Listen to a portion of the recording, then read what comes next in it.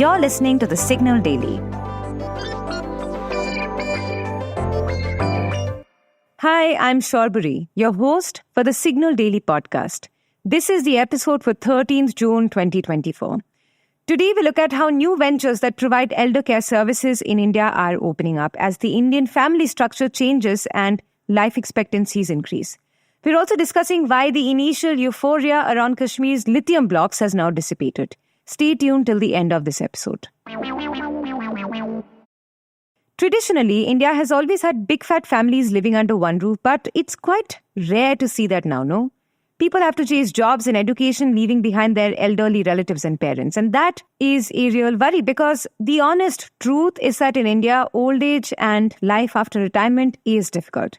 Financially, in terms of quality of life, lack of mobility, and poor healthcare services. Unless, of course, you have pensions and a strong support system. Perhaps that's why the concept of retirement homes and elder care services are now picking up in India more than ever. Some to help out with healthcare services, some for professional help, others for companionship and assisted living. There are several new promising initiatives. For example, in 2022, billionaire industrialist Ratan Tata, who is 85 years old himself, funded the startup Goodfellows, which aims to help elderly people with companionship services. Then there are also platforms such as senior experts that help retirees explore different job roles designed specifically for experts in specific subject matters. These jobs are flexible and could be in consulting, mentoring, or financial advisory services.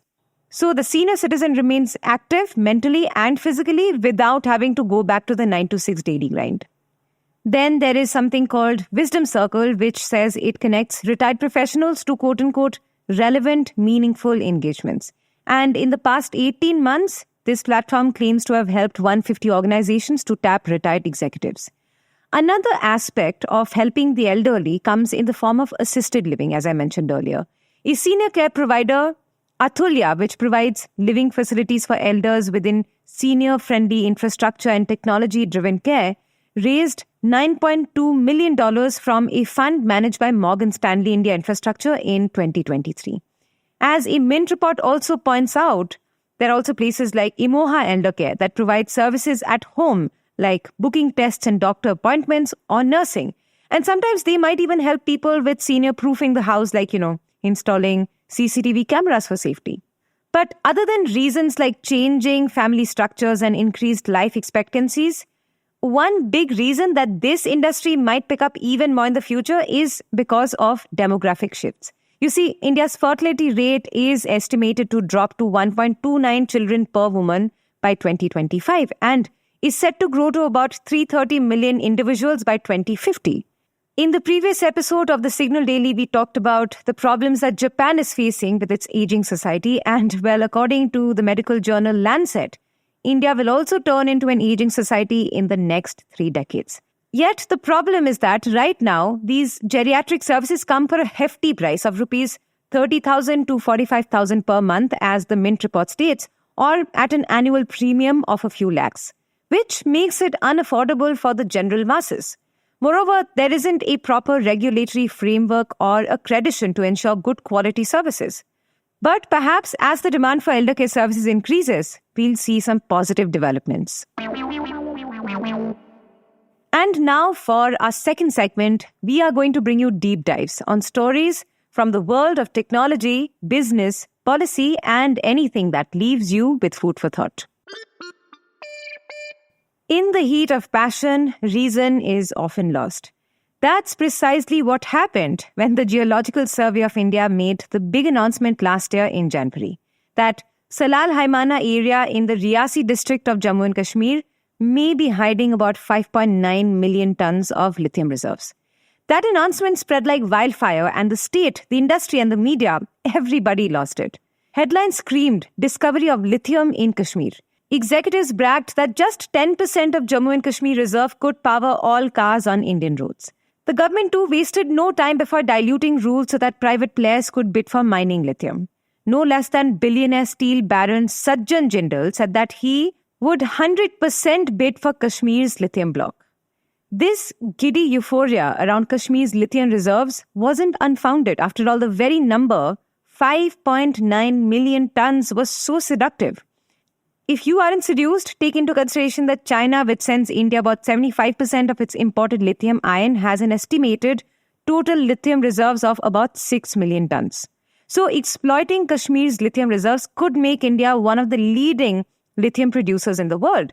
And the less said about lithium, the better. It's called white gold for a good reason. A typical EV battery, for example, has about 8 kilograms of the rare mineral.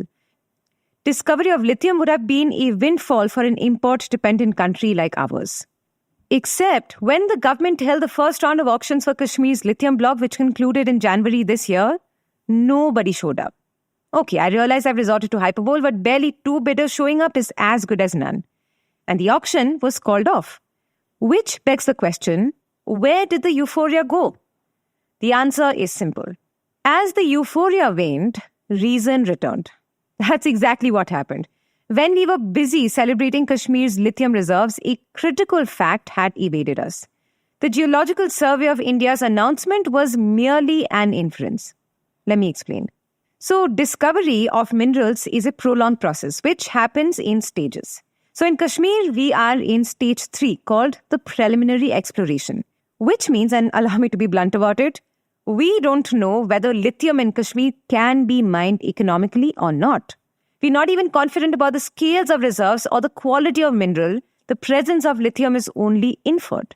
The next 2 stages, which involve actual exploration of the said mineral, haven't even fully started yet. Only in January this year, the Revenue Department in Kashmir began the internal demarcation of the land identified as lithium reserves. Riyasi District's mineral officer, Shafiq Ahmed, told the Hindustan Times earlier in January that several government departments have assets over the land besides a considerable population of villagers.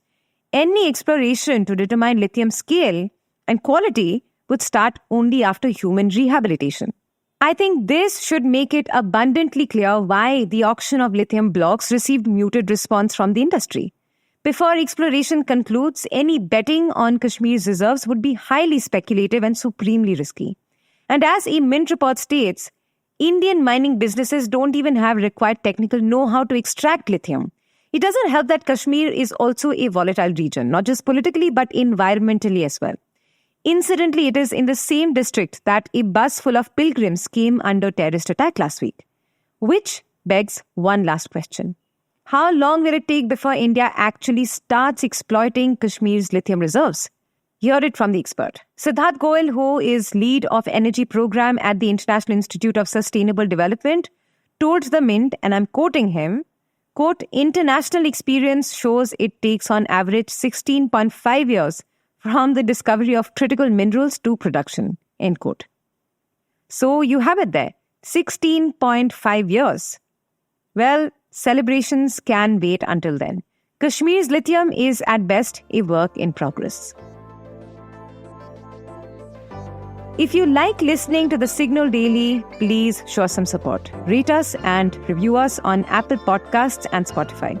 We'd love to hear what you have to say about this podcast. So feel free to shoot an email at hello@thesignal.co. This episode was researched, written and produced by me, Shorbari and Anup Senwal. Edited by Dinesh Narayanan. Mastered and mixed by Yash Hirbe. You can catch this podcast every morning on Spotify, Apple, Amazon Prime Music, or wherever you listen to your podcasts. We are thesignal.co on Instagram, LinkedIn, and Twitter.